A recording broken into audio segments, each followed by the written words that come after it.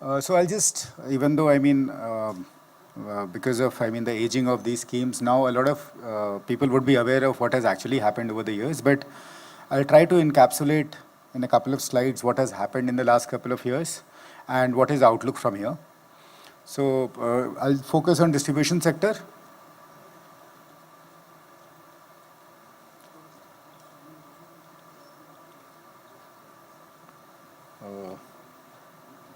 Does it move from here?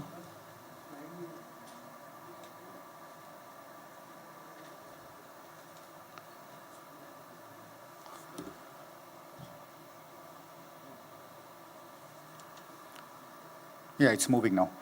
I'll just start with the basics. As a concurrent list subject, as we all know, power sector in general requires a very high level of coordination between the center and the states. And in fact, not just the center and the states, the industry, all the stakeholders that form this crucial sector.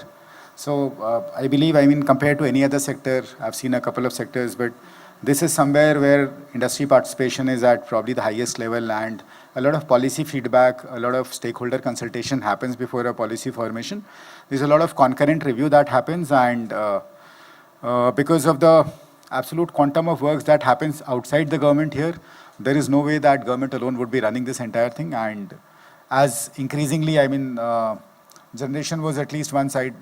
Distribution is a different business altogether, but generation was somewhere where it was mostly governmental, CPSE, but 10, 15 years, the trend has been towards having more private capital in the sector. And distribution also, we have seen, right from certain initiatives towards in privatization in UTs, and also certain segments within the distribution sector, how we work in distribution sector. Currently, the smart metering, which is probably one of the largest programs of its kind in the world. So we have seen a lot of interaction between stakeholders. So as a concurrent list subject, the policy is governed mainly by the Ministry of Power and MNRE when it comes to RE resources. The two ministries work in coordination because a lot of elements that happen. For example, if we have to segregate agri feeders to cut down losses, the same will be solarized with the use of schemes that come out of Ministry of Renewable Energy. And then we have organizations like CAB, which hold the standards for the industry, prescribing the standards, following manuals, creating rules. CRC, of course, and then we have the power project, CTU, MLD, NLDC, RLDC. So I won't go into these details anymore because we are aware of the structures here. Starting from the Genco side, a lot of capacity addition has happened, and with this year's demand in particular, we think this space has to continue for the next 10, 15 years. The demand horizon looks equally robust right now, and this is just the conventional demand that is happening. We are yet to see a shift of demand which will come from, say, the mobility sector into the electricity sector. So there'll be an overall recasting of the energy sector that is probably yet to happen fully. That's in fact just beginning. So that is where, this capacity addition might have to be accelerated at some point of time. So that is overall investment outlook. Thermal sector, of course, has more long-term PPAs, and right now the trend has been medium-term PPAs, but with the last year and current year, the post-COVID recovery has probably opened a lot of minds about the need for longer contracts also. Transmission is somewhere we have done really well as a country. The major pointer here would be the deadweight loss that we had, the absolute loss. So that has been going down, and I think this is somewhere, but again, because of the addition of generation capacity and the increase in demand, and the increase in demand might not be an equal. Again, RE has created a certain challenge also because the evacuation of RE and these corridors will be very specific. RE generation is not uniform across the country. It is not consumed where it is produced all the time. The ideal thing will be to bring more consumption closer to the production, closer to the Genco part, but that may or may not happen. So both the geography of consumption and the timing of consumption, these are things that we have to work on so that we create, we do not over-create assets. We do not create an overcapacity. So for that, when we come to the DISCOM part, we'll also talk about time of day tariff and how that can probably feed into consumer behavior and demand response. One of the banes have been the access. So at least by 2019, we were in a position where we could say that we were able to light up the last household, the last village. And again, I mean, this is a work in progress in many ways because there are new households all the time. There are newer geographies, or there were previously areas which were electrified using renewable energy resources. They were not grid connected, even though they were energized, but they were not grid connected. So there is a constant demand that for a non-grid connected household to become grid connected. And I think as a basic human right, this is somewhere, I mean, we have to keep working. So this is one part of the overall challenge. This continues as a challenge, but less of a challenge because we have done a fair bit here. But again, this is somewhere we can't be complacent. Coming to financial performance, this is something we have been very closely monitoring now for the last 2 years with the advent of the RDSS scheme in July 2021. So earlier, the Government of India schemes were more about sufficiency, they were more about output, be it IPDS, Deen Dayal. There's an element of technology infusion, automation, but the overall, I mean, bottom line was also always about, I mean, making it sufficient, sufficing the needs of DISCOMs. Now, administrative reform is the larger part of the scheme parameters, whether the subsidy is being accounted properly or not, whether the government dues are being paid in time or not. If not, what is the rule that ensures this happens? If the tariff order is coming out on time or not, whether the petition has been filed timely.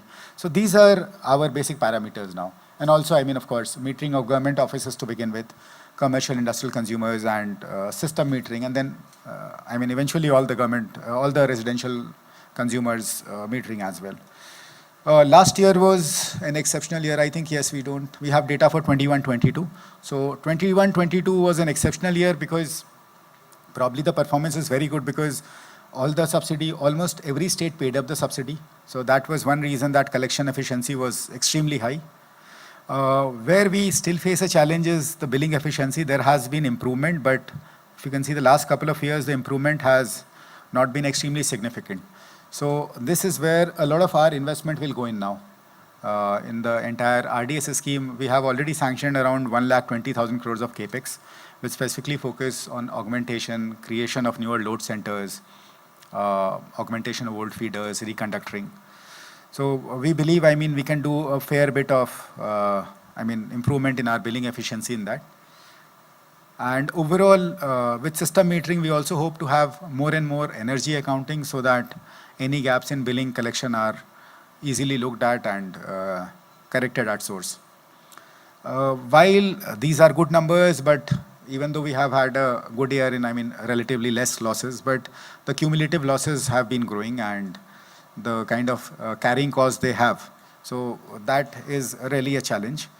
You'll see there has been a drop in the payable days in last year, receivables and payables. This has mainly happened because of one more scheme that Government of India had, the late payment surcharge, LPS rules that came on 5th of June last year, 5th of June or 5th of July. And as a result, I mean, Genco dues or Transco dues or even current dues, legacy dues, all of them have a payment trajectory, all of them have fixed EMIs or as per the commercial relationship, they have to be paid in time. This is essential because distribution sector is, at the end of the day, this is the only interface that the entire energy sector or power sector has with the consumer or with the revenue.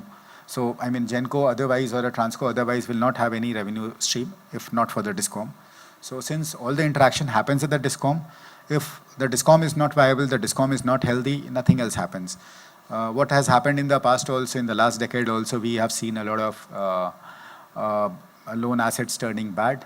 So it mainly happened because of payments not being made in time, so not because the plant itself. Of course, I mean, there could have been problems with the original estimates, creation of plant, capacity addition, PLF calculations.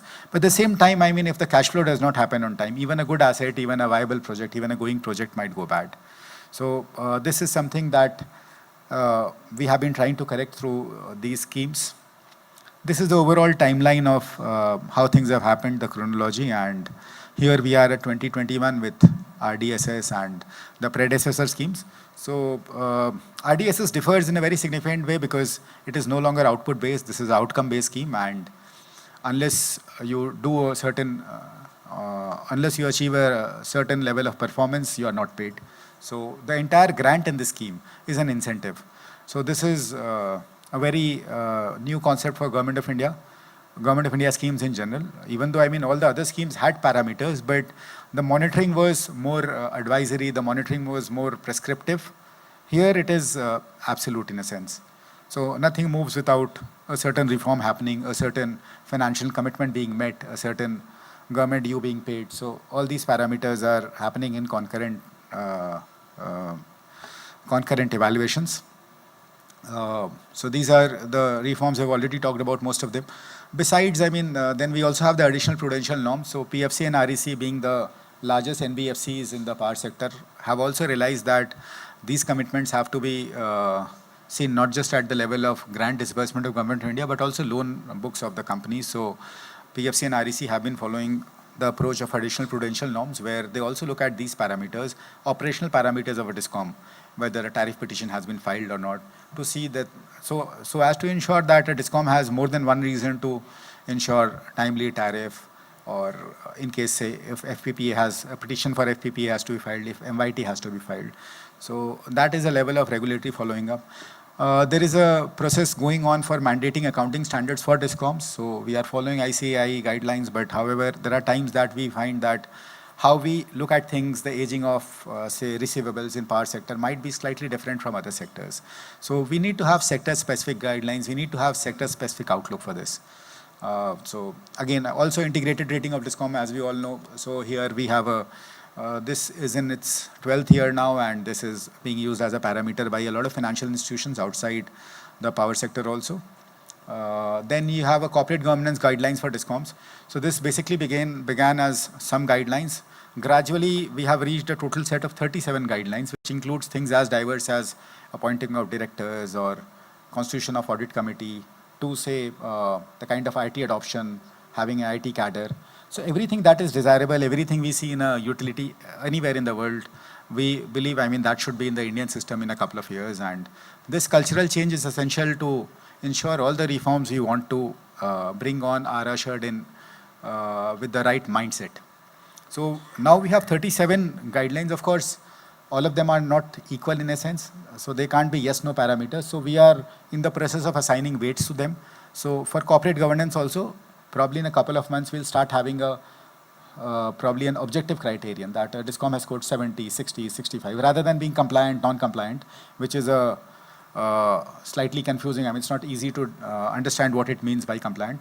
Certain weights, certain parameters are more crucial than others, say having a proper audit committee. So they will carry greater weights. Some reforms are more easily achieved, say maintaining the cross-subsidy level. So that will require less efforts.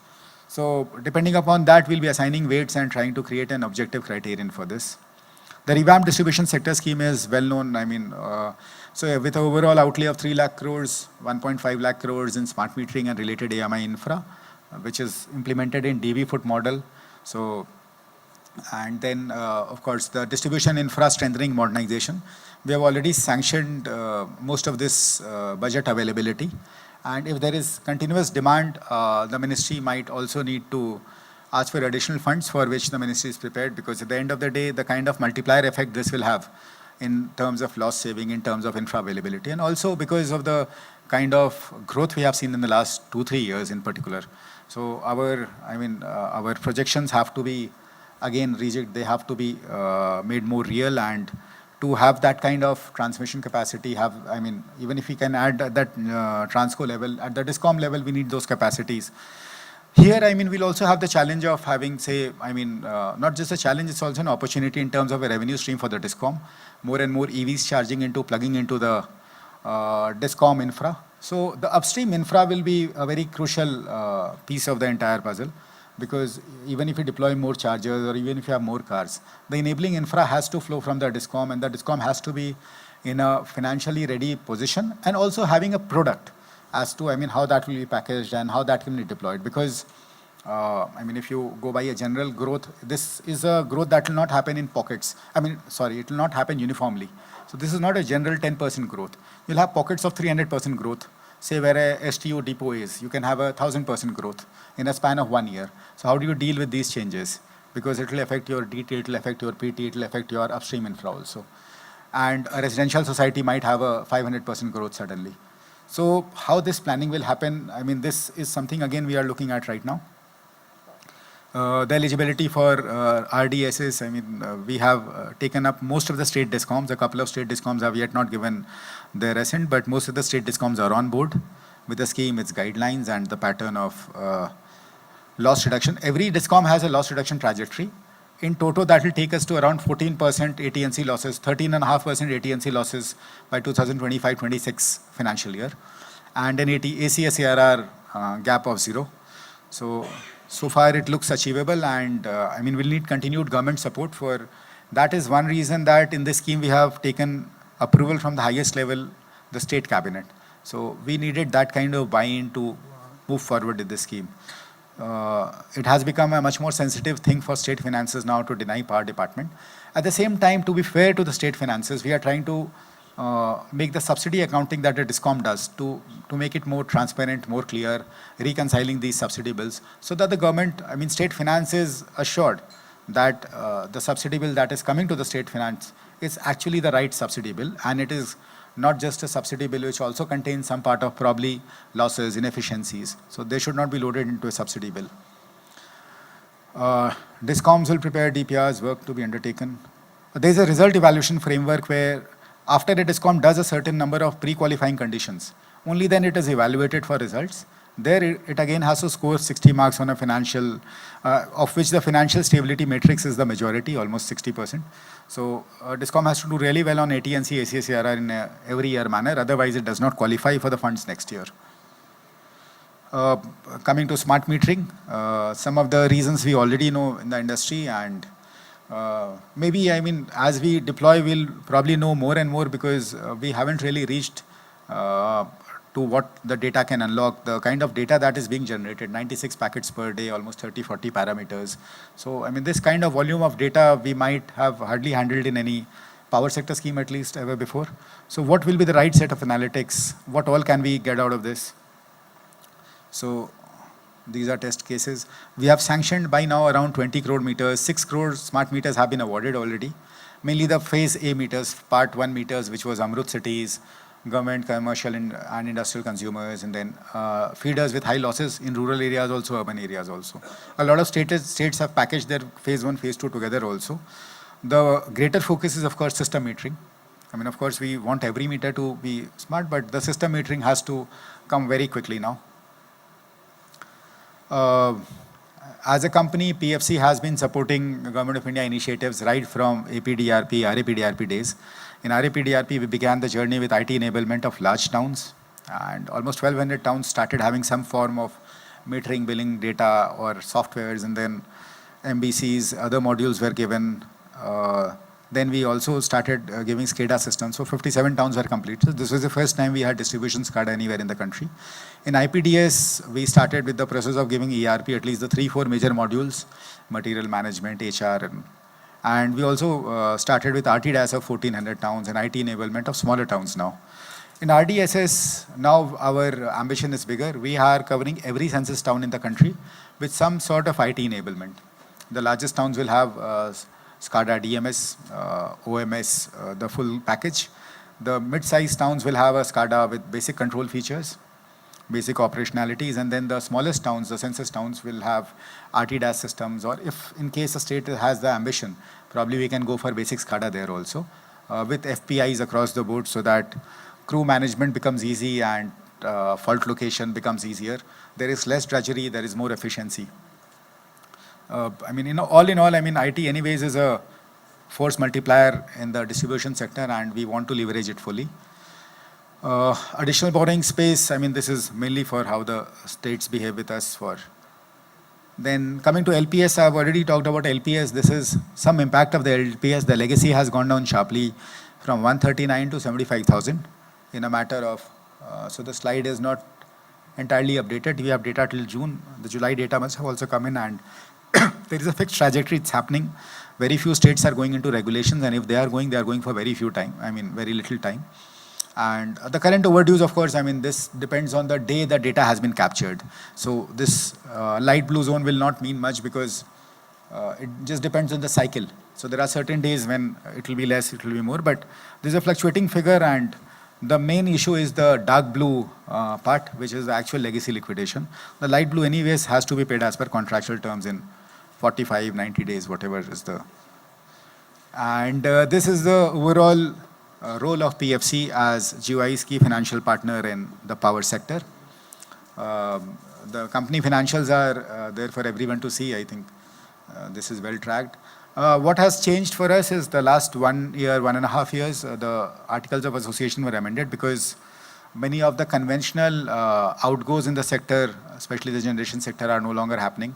The tenor of the loans, which used to be longer, when it comes to RE, the tenor is shorter.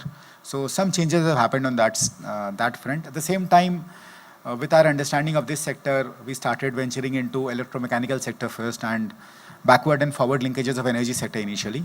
Now we have amended the articles of association to include a lot of other infra sector, which has something to do with electricity, and in some cases, maybe, I mean, not directly, but so this is also a allowed area for the company to invest in. So thank you for your time.